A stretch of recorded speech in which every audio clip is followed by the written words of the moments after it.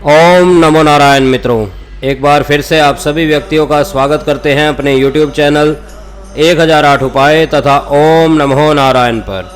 मित्रों, आज की इस वीडियो के माध्यम से हम आपके साथ एक ऐसी जानकारी साझा करने जा रहे हैं जो अनुभव हमें शिव की साधना के दौरान हुए हैं, जो अनुभव हमें उस भक्ति के दौरान हुए हैं जिसका कोई अंत नहीं है। मित्रों, शिव की साधना एक ऐसी साधना है जिसका यकीनन मानिए कि इतना लाभ मनुष्य के जीवन में पहुंचता है कि आप स्वयं उस लाभ को देखते रह जाएंगे कि वाकई में ही आपका जीवन इस साधना से पहले क्या था और इस साधना के बाद क्या है। आपको इस साधना में किसी गुरु की आवश्यकता नहीं है। हमने पिछली बार एक वीडियो बनाई थी जिसमें बताया था कि अगर आपको भगत बनना है तो किस प्रकार की क्या क्या खूबियां आपके शरीर में होनी चाहिए, कैसे कैसे आप भगत बन सकते हैं, क्या क्या आपको सावधानियां बरतनी है भगत बनने के दौरान, और क्या क्या आपके स्टेप होते हैं कि जब आप भगत बनते हैं तब आपने क्या करना है, भगत बनने से पहले आपने क्या करना है। ये सभी जानकारी हमने दी थी। उस दौरान हमने यह भी आपको कहा था कि अगर आप कोई साधना बिना गुरु के अपने घर बैठे करना चाहते हैं तो वह भी हमें कमेंट करके अवश्य बताएं, ताकि बिना गुरु के भी कोई साधना हम आपके लिए अवश्य बता सकें। तो हमें ये ध्यान आया कि क्यों ना आपके साथ शिव जी की ऐसी साधना बताई जाए जो हमने स्वयं की हुई है, ताकि उसका अनुभव भी हम आपके साथ साझा कर सकें। उसमें होने वाले जो अनुभव है वह क्लियर आपको बता सके कि कैसे कैसे कब कब क्या होता है, और साथ ही साथ बिना गुरु के किस प्रकार से आप उस साधना को स्वयं भी कर सकते हैं। उसमें कोई इतना तंत्र विद्या की जरूरत नहीं है, कोई आपने शमशान में नहीं जाना, ना ही कहीं बाहर जाके इस साधना को करना है। आप अपने घर में अपने कमरे में बैठ के इस साधना को करें। आप किस प्रकार से इस साधना को करेंगे, क्या क्या सामग्री इसमें लगेगी, क्या विशेष मंत्र है, वह उस सभी बातों में हम चर्चा करने वाले हैं। तो वीडियो शुरू करने से पहले, ये ज्ञान लेने से पहले, आप आए हैं शिव जी की इस वीडियो को देखने के लिए, शिव जी की इस साधना को देखने के लिए, तो एक बार अपने हाथ से कमेंट में अवश्य लिख दें, जय शिव शंकर, ओम नमः शिवाय। मित्रों, भगवान शिव की कृपा आप सभी पर बनी रहे, और अगर आप भी हमें इसी प्रकार से बोलना चाहते हैं तो एक बार कमेंट में लिखकर अवश्य बोले, ओम नमः शिवाय। भगवान शिव आपसे प्रसन्न होकर अवश्य ही आपको दर्शन देंगे इसी साधना के दौरान।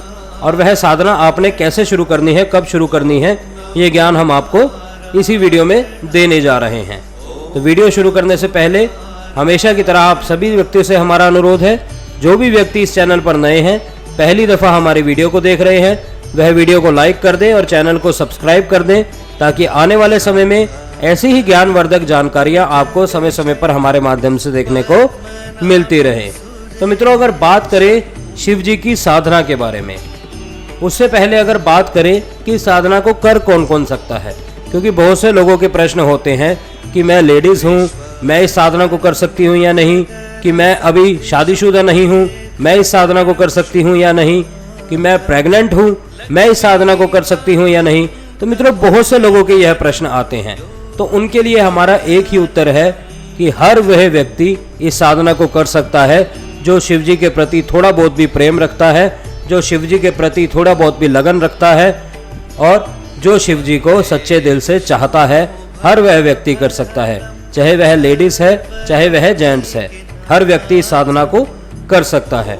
यह साधना आपने किस प्रकार करनी है, इसके बारे में स्टेप बाय स्टेप मैं आपको समझाने जा रहा हूँ। सबसे पहले बात आती है कि आपने कौन सा दिन चुनना है इस साधना को शुरू करने के लिए। मित्रों, इस साधना को शुरू करने के लिए आपने सोमवार का दिन चुनना है। कोई भी सोमवार आप ले सकते हैं। अगर शुक्ल पक्ष का सोमवार लेंगे तो अति उत्तम है, बजाय कि कृष्ण पक्ष का सोमवार लेने के। आप शुक्ल पक्ष का कोई भी प्रथम सोमवार ले लीजिए। शुक्ल पक्ष के सोमवार से इस क्रिया को शुरू कर लीजिए। आप एक समय अपना चुन लीजिए कि अब सुबह जाप करेंगे या आप शाम को जाप करेंगे।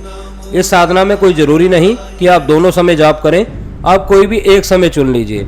अपना सुबह का समय चुन लीजिए कि मैं 5 से 6 इस मंत्र का जाप करूंगा, या अपना शाम का समय चुन लीजिए कि शाम का जो संध्या काल का समय होता है, जब 2 समय मिलते हैं, उस समय मैं इस मंत्र का जाप करूंगा।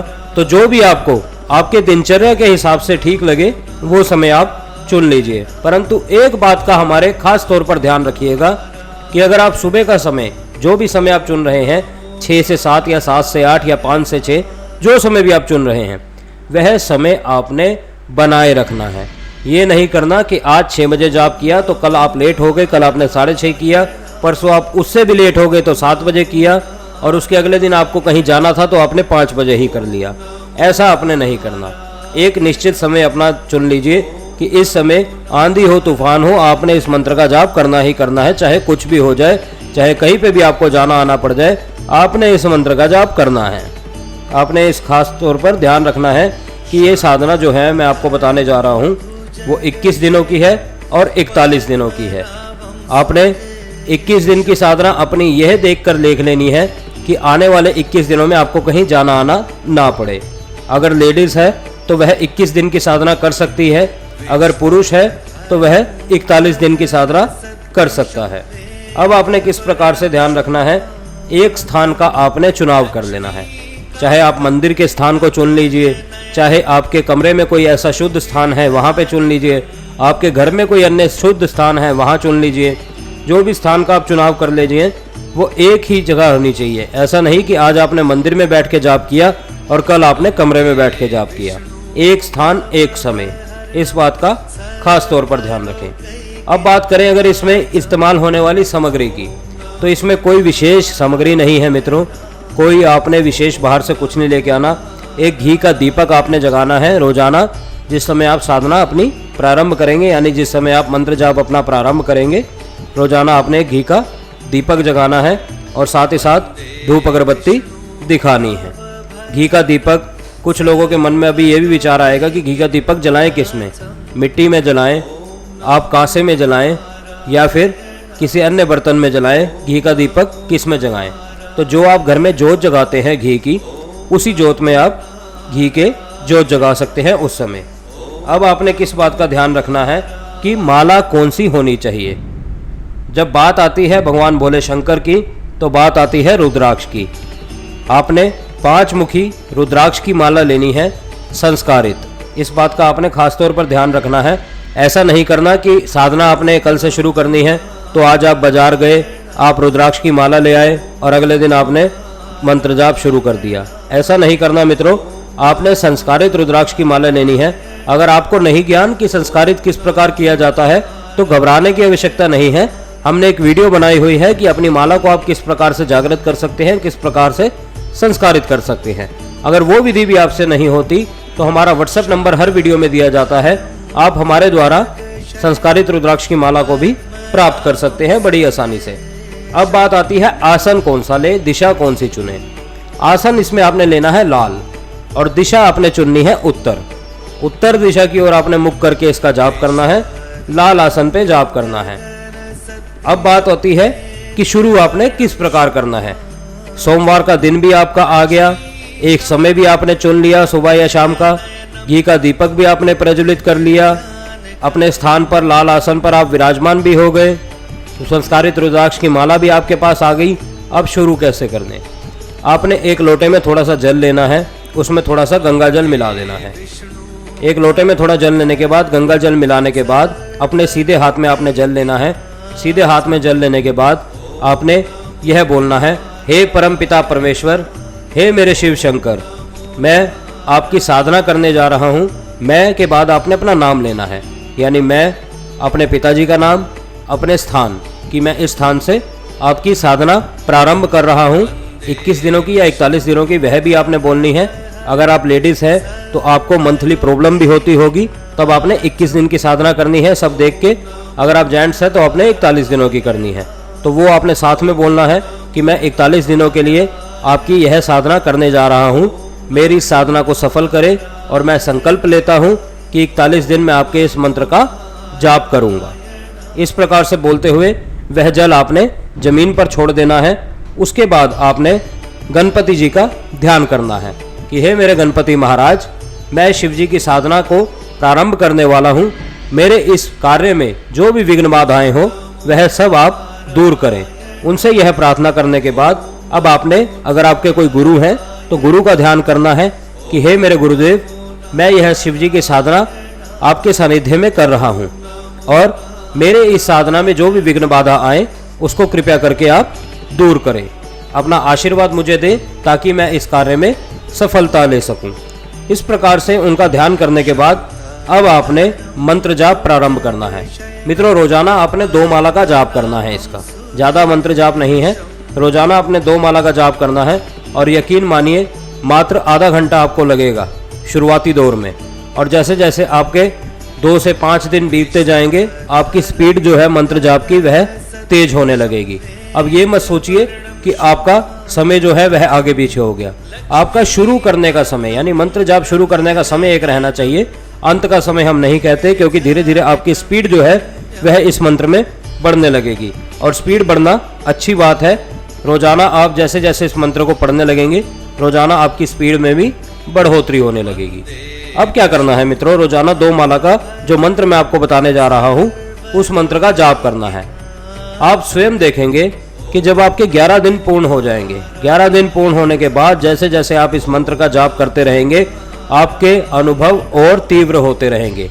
आप जब ध्यान में होंगे तो आपको एक ऐसा अनुभव होने लगेगा कि आप अंतरिक्ष में जैसे एक हवा में झूल रहे हैं। जहां आपका मन करता है आप वहां अपने विचारों को ले जा सकते हैं। जो आप देखना चाहते हैं आपको प्रत्यक्ष वह दर्शन हो रहे हैं। मित्रों, मतलब बताए नहीं जा सकते शब्दों में कि क्या उस समय महसूस होता है। बस ये कह दूं कि आप स्वयं अगले दिन के समय के लिए तड़पेंगे कि जल्द से जल्द अगला दिन हो और मैं दोबारा इस मंत्र के लिए बैठूं और मुझे दोबारा वो अनुभव होने लगे ताकि मैं दोबारा उसके मजे ले सकूं। मित्रों, एक मजा सा आने लगता है जब आपकी 11 दिन पूर्ण हो जाते हैं और जब धीरे धीरे आपका शरीर हिलने लगता है, ध्यान में आपको एक मजा सा आने लगता है। तो उस मजे के लिए इंसान का समय नहीं गुजरता कि किस प्रकार से अगला दिन आए फटाफट और मैं दोबारा उस मंत्र जाप के लिए बैठूं और दोबारा मैं उस अनुभव में खो जाऊं। तो मित्रों, अब उस मंत्र के बारे में चर्चा कर लेते हैं। उसके बाद मैं इसके फायदे के बारे में भी आपको बताऊंगा कि इसके फायदे क्या होते हैं। ऐसा नहीं है कि शिव साधना करने के बाद आप किसी को भी पूछे देनी शुरू कर देंगे। पूछे देने का मतलब है कोई कुछ भी पूछेगा तो आप उसके प्रश्नों का उत्तर देना शुरू कर देंगे, ऐसा नहीं होता मित्रों। परंतु एक विशेष कृपा जिसे कहते हैं कि शिवजी जी की एक विशेष कृपा उनके विशेष भक्तों पर होती है, उनके विशेष भक्तों में आपकी गिनती शुरू हो जाएगी। आप स्वयं देखेंगे कि आप जिस भी कार्य में पहले हाथ डालते थे वह कार्य आपके बिगड़ने लगते थे, आपके सफल नहीं हो पाते थे, पूर्ण नहीं हो पाते थे। परंतु अब एक अलग ही व्यक्ति बन चुके हैं आप। जिस भी कार्य में अपना हाथ डालेंगे उसमें आपको सफलता ही दिखेगी। आप अगर धन की इच्छा रखते हैं तो धन भी बेशुमार आने लगेगा। आप अगर तरक्की की इच्छा रखते हैं तो तरक्की बेशुमार होने लगेगी। आप अगर जीवन में उन्नति बढ़ोतरी की इच्छा रखते हैं तो वह भी बेशुमार होने लगेगा। आप जिस भी सकारात्मक सोच को अपने साथ रखेंगे वह आपके जीवन में घटित होना जल्द से जल्द शुरू हो जाएगा और बिना किसी विघ्न बाधा के। अब बात करते हैं उस विशेष मंत्र की। यह मंत्र मैं आपको बताने जा रहा हूं जो एक शाबर मंत्र है, जो कि विशेष रूप से शिवजी की साधना में उपयोग किया जाता है, शिवजी के दर्शन प्राप्त के लिए उपयोग किया जाता है। हाँ, इसमें एक बात मैं आपको बताना भूल गया, इसमें आपको दर्शन अवश्य होंगे शिवजी के, चाहे वह आपके स्वप्न में हो, चाहे वह किसी अन्य रूप में आपके आगे आए हैं, चाहे कोई भी अन्य कारण आपका ऐसा बन जाए कि आपको लगे कि वाकई में ही मैंने आज भगवान को देखा है, मैंने आज अपने शिव शंकर को देखा है। इस प्रकार का अनुभव आपके पास अवश्य चल कर आएगा। अब बात करते हैं उस मंत्र की और जानते हैं वह मंत्र क्या है। मंत्र मित्रों मैं डिस्क्रिप्शन में भी लिख दूंगा, साथ ही साथ यह मंत्र आप स्क्रीन पर भी देख रहे हैं और आप लिख सकते हैं तो कहीं पर लिख कर भी इस मंत्र को रख दीजिए, क्योंकि आने वाले समय में आपको इस साधना की ज़रूरत पड़ेगी ही पड़ेगी और आप स्वयं इस साधना को करेंगे ही करेंगे। और जो भी व्यक्ति इस साधना को करेगा या जो भी करना शुरू करना चाहता है वह कमेंट करके हमें अवश्य बताए कि मैं इस साधना को करना चाहता हूँ। हम भी भगवान शिव से आपके लिए अवश्य प्रार्थना करेंगे कि जो अनुभव हमें अपने जीवन में उन्होंने दिखाए हैं वह अनुभव आपको भी दिखाएं, तब आप यह यकीन मानेंगे कि हमारे जो कथन है वह सत्य है। अब बात करते हैं उस मंत्र की और जानते हैं उस विशेष मंत्र को। मंत्र इस प्रकार है मित्रों, आध अंत धरती आध अंत परमात्मा, दोनों बीच बैठे शिवजी महात्मा, खोल घड़ा दे दड़ा, देखूं शिवजी महाराज तेरे शब्द का तमाशा। इस प्रकार से आपने मंत्र जपना है और मंत्र का फ्लो आपका धीरे धीरे बढ़ने लगेगा। कैसे बढ़ने लगेगा? आध अंत धरती आध अंत परमात्मा, दोनों बीच बैठे शिवजी महात्मा, खोल गड़ा दे दड़ा, देखो शिवजी महाराज तेरे शब्द का तमाशा। इस प्रकार से आपका फ्लो जो है धीरे धीरे बढ़ने लगेगा, स्पीड जो है आपकी वह धीरे धीरे बढ़ने लगेगी। आध अंत धरती आध अंत परमात्मा, दोनों बीच बैठे शिवजी महात्मा, खोल गड़ा दे दड़ा, देखो शिवजी महाराज तेरे शब्द का तमाशा। इस प्रकार से धीरे धीरे आपका फ्लो जो है वह बढ़ने लगेगा और आपका मंत्र जो है वह धीरे धीरे जागृत होने लगेगा। आप स्वयं इसके चमत्कारों को महसूस करने लगेंगे। और मित्रों, जो भी आपके जीवन में अनुभव हो, यानी इस साधना के दौरान जो भी आपको अनुभव हो, वह इस वीडियो के कमेंट में हमसे साझा जरूर करें। और जब आप इस साधना को शुरू करने जाएंगे तब आप अवश्य एक बार कमेंट करके हमसे आज्ञा अवश्य ले लें, ताकि हम भी आपके लिए यह प्रार्थना कर सकें कि भगवान शिव जी, भगवान शंकर जी आपको भी वह दर्शन अवश्य दें, जिस प्रकार से दर्शन उन्होंने हमें दिए, जिस प्रकार से अनुभव उन्होंने हमें दिखाए, वह अनुभव आपको भी दिखाए। तो मित्रों, अगर ऐसी ही जानकारी आगे भी आने वाले समय में आप हमारे द्वारा लेना चाहते हैं तो हमें कमेंट करके अवश्य बताएं।